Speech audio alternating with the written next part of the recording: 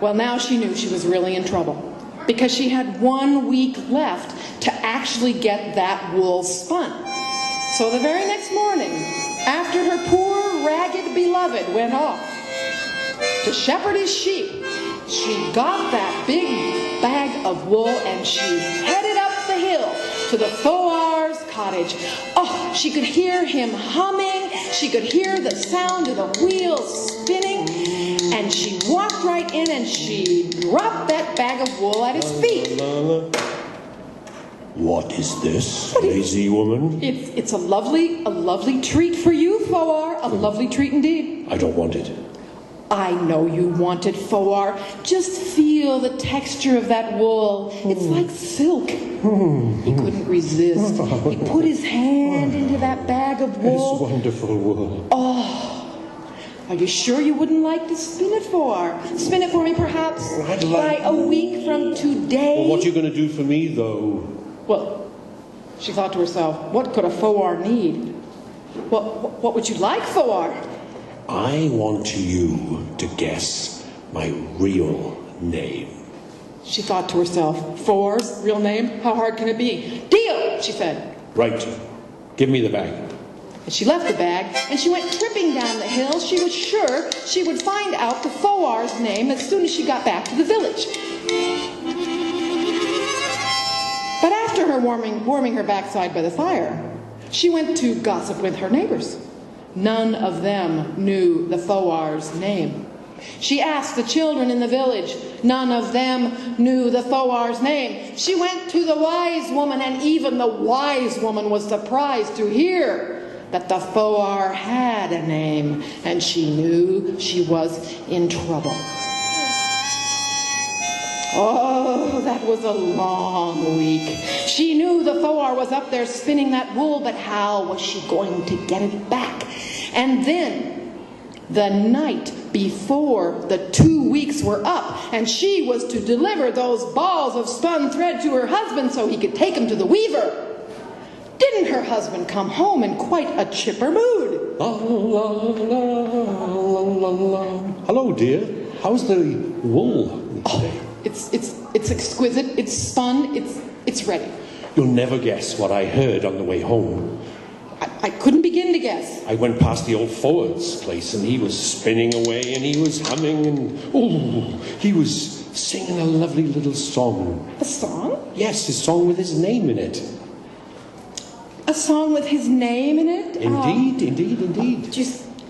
How about you sing that song for me? I can't sing. I'm not a singing go on, man. give it a try. Okay. Sing it. Spin, wheel, spin. Sing, wheel, spin.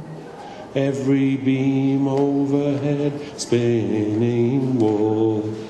The wool is hers, the thread is mine. Little knows the lazy wife, my name is Molendrot. I'm spinning it fine. She knew she had heard her salvation. Sing it again. Spin, wheel, spin. Sing, wheel, sing. Every beam on the house spin overhead. The wool is hers, the thread is mine. How little knows the lazy wife, it's Molendrot that spins it fine. Oh, they sang and they danced all the rest of that night, and they fell into their bed like newlyweds.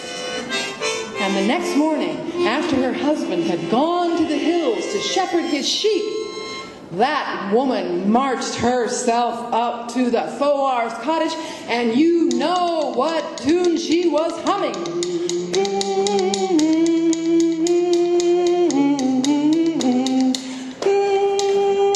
She walked right up to the Foar's cottage. He was at his wheel as always, but there was the sack overflowing with dozens of beautiful balls of wool. She walked right in and she tried to pick it up. But the Foar had one of his big toes on the corner of that bag, and he said to her, Not so fast, lazy woman. You have to do something for me before you get this bag. What's that, Foar? This is my wool, right? You very, very, very well know. Oh, yes. Let me think. Something about guessing your real name, wasn't it? Mm-hmm. All right. She said, Is it Molly Roy? No. Oh, okay. Molly Vraney. Don't you ever call me that again? Molly Creased? No. Molly Corain? Absolutely not. He's Molly my cousin. Friday? Molly Friday? Nope. You have 2 more guesses, and then the wool, the thread is all mine.